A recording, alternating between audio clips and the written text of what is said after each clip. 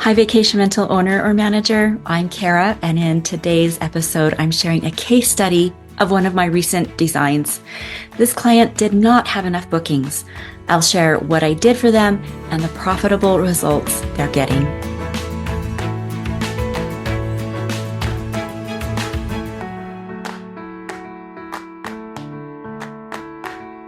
Hello, vacation rental owner or manager. Welcome to Step Up Your STR, the podcast all about specialized decorating so you can make max revenue in your business. Now, these podcasts that I do, I actually record them in video. And if you're listening, it would probably be more informative for you to watch the video version. And I know a lot of podcast apps have that capability, like Spotify and Riverside. So I'll be describing to the best of my ability the pictures that I'll be showing on the screen to show you the befores and afters. So if you want to switch over to video, that's great. I'll do my best though to also describe them, just so you can hear it. Also, if you want, you can watch this episode and all of my episodes on YouTube. Just search for Kara VR Decor. That's Kara with a C as in Charlie, and then VR as in vacation rental decor. And it'll come right up. My channel will come right up, and this will be there for you, front and center. You'll find my channel. All right. So many of my clients have done everything they can to maximize their bookings and try to get more revenue. They have a great property manager, wonderful cleaning crew. It's super clean. They've hired professional photographers to get the very best pictures possible, but they're still getting mediocre results. In other words, they don't have the bookings they want. They have to price competitively, meaning that they're not earning much revenue. I know this is really, really common with the saturation of vacation rentals, in almost every area where they're allowed in the United States and Europe. I think this is more common than not to be getting mediocre results. You're not earning the revenue that you need. It's really common. All of this certainly was the case for one of my recent clients. So I'll show you this case study of that client. I want to show what results new and improved decorating can have on your STR revenue. Now, before we get into the details, here are a few statistics. BeyondPricing.com did an internal analysis, and they found that short-term rental owners who improve their decor charge, on average, 20% more after that improvement. And this included even small improvements, like a new lamp and a piece of art by the chair. So think about that. A simple design upgrade can significantly increase your nightly rate. Who wouldn't want, if you're earning $100 a night, who wouldn't want $120 a night? Decor is the right decor. Let me change that. The right decor, it's specialized for your STR to do its best. It's different from regular decor. So that right decor in your STR is an investment that pays you back. Now, historically, my own clients earn between 84% and 153% more revenue after I make over their spaces. All of these statistics really do come together, I think, to show that good decorating leads to more revenue. How good or bad your decor is directly correlates with how much or how little revenue you earn. All right, now to my clients and their property. The way I came to meet them is that their property manager recommended me to improve their decor and see if that would help their bottom line. So again, they had done everything else to try to get more bookings and revenue. Let's walk through the transformation. I'll show you some of the rooms and you can see the potential that we've unlocked. This condo is an STR located in Park City, Utah. And like I mentioned, it wasn't getting many bookings despite the property manager doing everything possible on his end to attract guests. I'm so glad that the property manager recognized that design makes a difference. Again, the design, how a property looks, is the first line of contact between the owner and a potential guest. And really, if any element of an STR is lacking, the property simply won't do as well as it could. So the property owner sent me photos of the condo, and before I stepped in, it had bulky, tired, worn furniture, gray blue, dreary walls, and actually not very many beds. And all this added up to their overarching challenge was that their listing just didn't look great. It didn't look good online. The condo is completely functional in the before, but the look of it didn't inspire guests. And as a result, they didn't book. It's the kind of situation where great decor can make all the difference, not in just creating a better guest experience, but in commanding higher nightly rates. All right, let's look at these pictures. Okay, this is a shot before and after of the dining area. So the front door is just over right here.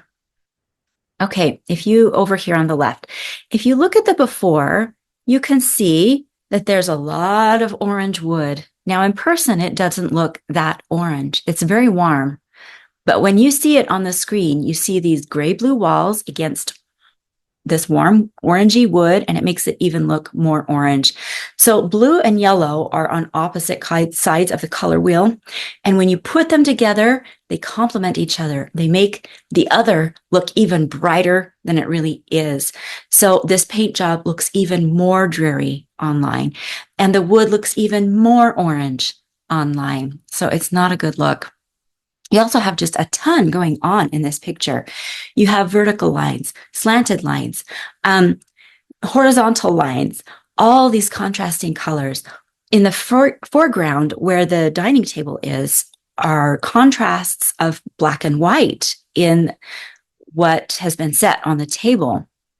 Also, if you look at the floor, it's a really worn and old-fashioned floor, and part of it is tile, part of it is carpet.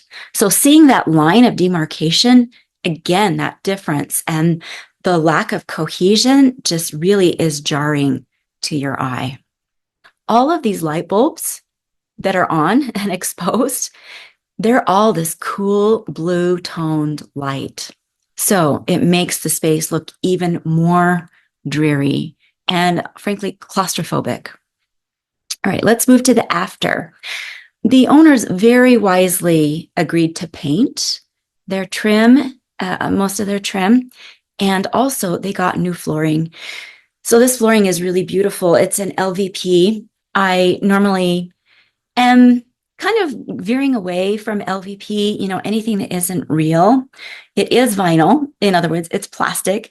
But this LVP, in this case, was a good choice because they're right in the mountains of Park City. And there are going to be people who will be coming in after skiing. They'll traipse in wet and muddy snow and water. And an LVP floor, a good quality one like this one, is waterproof and super duper durable. So it is a good choice. Also notice that it covers the whole floor, the entry into the kitchen and into the living area over on the right. So you get this really beautiful continuity of the shell of this condo. The walls are all a beautiful warm white, and the floors are a beautiful medium, kind of a light tone wood look floor, very durable. All right, so these are just some snapshots that I took, these after photos, but I tried to show how high the ceilings are. These are not low ceilings, but if you see in the before picture, they do look super low. However, I tried to show how the ceilings, they look as high as can be. And you get just a lot of cohesiveness in the design. Over here on the left, that's a picture of one of their children skiing. And that dark bit on the wall kind of balances the dark over here with the darker tree and then also the green chair that you see. So it's really balanced and just really clean and open. And remember, clean is one of the main things you want to go for. Guests want clean first and foremost, and white walls are such an easy way to give that impression. All right, that is the very front. Let's move on to the next before and after photos. Now, this is kind of a close-up of the dining area and looking over into the living area in the background. Okay, let's analyze this before photo. As you can see, there is a lot going on. Starting in the front, you have that table, and again, it's set with black and white serviceware, plates and napkins, placemats, black and white, and it's not really doing anything to blend into the rest of the decor and the shell of the room and the hard surfaces of the room. Over on the left, you have, again, those gray blue walls contrasting with all the wood of the kitchen. So it looks even more dreary gray and even more orange. There's the tile, the old tile floor that runs into the kitchen, and a mat in front of the kitchen sink. So again, you have your kitchen or you have your floors that are all cut up, and it looks really disjointed, and it makes the space look smaller than it is. Now, if you look over on the right, there's an open door to a bedroom. Again, more lines, more stuff going on that it just looks small. It looks cramped and it looks super cluttered. This is actually a relatively big space. These photos make it look much smaller, and the decor makes it look smaller than it actually is. Now, if we zoom over into the living area, there are 3 focal points on this wall. Unfortunately, you should just have one. Only have one main focal point in your space. But on this wall, over on the left, you have a big picture, a big blue picture with a big bulky black frame. And then in the middle of that wall, of that space, you have the TV. It looks like a small TV, even though it's not, but it looks dinky and little. And then to the right of that, over on the right of this wall space, over the TV is a big picture of a bear. Let's zoom over, move over to the after of the space. All right. So these dishes do belong to the owner. The manager of this space wants to always have the table set. I think a table looks best if it has just a large floral arrangement, a simple, large, low floral arrangement. All right. Now, if you look over into the background a little bit on the left, you'll see we have one focal point, and that is the large TV. Notice that we've hung this large TV on the wall. It's not sitting on a little console, which it was before, and you'll see more of that in the next pictures. All right, on the left, to fill in, I did put this faux olive tree, and it just gives softness. When you have green in a space, because we see so much green in our everyday lives, you know, with large swaths of lawn and huge green trees, green is pretty much neutral, and it just shows up as this soft spot over here. I needed to do that to fill in this large wall. Above the fireplace on the mantle, we put just a large neutral painting of some mountains. It's really restful. So this is a different view of the living area. They had this super bright red rug, and it didn't tie in with any of the other colors of their space. They tried to kind of add in some pillows on the sofa that had some red in it. Also, if you look on the coffee table here, you'll see a lot of little tchotchkes, and they kind of look like clutter because they're small. Okay, over here on this picture in the lower, kind of lower third right hand side, that looks like a garbage can. Now, I know from being there, it's actually a lantern. It's actually a tall lantern, but it looks like a garbage can. Please, for the love, have your photographer edit out any garbage cans, or better yet, just remove them from the frame of the photo. Remember, what guests want, first and foremost, is clean. Garbage is not clean. Don't photograph the garbage cans in your space. All right, let's look at the after. A lot more cohesive, a lot more restful to your eye. So obviously, as you can see, this is an Olympics-themed condo with that Olympics type flag on the wall. That's where I drew my colors from. So in these decorative pillows on the sofa and the chairs, you can see that those reds, blues, the yellow. This pillow right here is actually pictures of the flags of all the countries that participate in the Olympics. It's kind of a cool piece. On the coffee table, I've put only 3 larger accessories: a tall stack of books, a very tall faux orchid that's white and sculptural and beautiful. And then next to that is a smaller blue lacquered box, a hinged box that can hold remote controls. If you noticed also, the chairs are that nice neutral kind of an olive, soft olive green. You know, in pictures, you need some contrast, but you want it to be a very pleasing contrast. So not red against gray and orange, but instead these beautiful light walls, the neutral floors, and then some almost neutral green, soft chairs. And so they just go really beautifully with the space. So that is this room. A lot of interest, but still very cohesive. Has some vivid color to draw your eye in when you're looking at it online. One more room, a bedroom. This is the primary largest bedroom. So let's look at the before picture. All right, one of the first things I notice is that this picture looks heavy over to the right because they have a bunch of dark blue and black. They have blue and black on their bedspread and in the picture over the bed, and some black shades actually on the lamps, which, by the way, does not provide good light. Please don't have black shades on your lamps. Have light shades whenever possible. Also, these lamps are too small. Please get tall lamps for your bedside tables, at least 25 inches high. Otherwise, it's not practical to try to, hold your book down under a little teeny lamp to be able to see the writing so you can read it.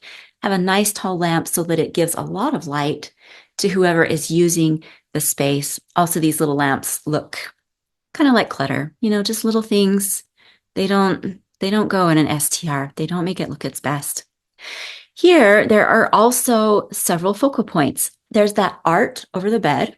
Over to the left of that is the window framed in the orange wood again. And over to the left of that is a big picture of a cow. It's a very cute piece of art, that cow. But here, all the lines are disjointed from each other. None of the lines are even, with each other. And so they're all up, down, and it feels small. This is actually a big room. This bed before is a queen.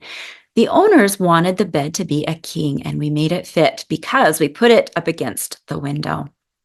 So here, you can definitely tell that the bed is the focal point. It's framed out by the window and long blue curtains that hang on either side of it. And it just looks as grand as it is. It looks wonderful.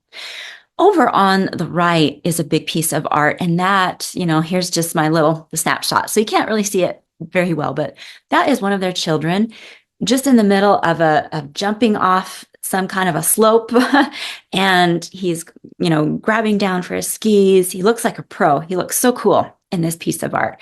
And his snowsuit is orange and blue. So that's how I got the colors for this orange and blue room.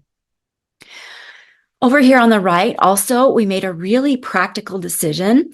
The owners wanted to be able to have drawers, so like a dresser somehow in the space, as well as a desk. So we found this combo piece that has nice big drawers for when they go. Their children go and train for the Olympics. They train on the long jump.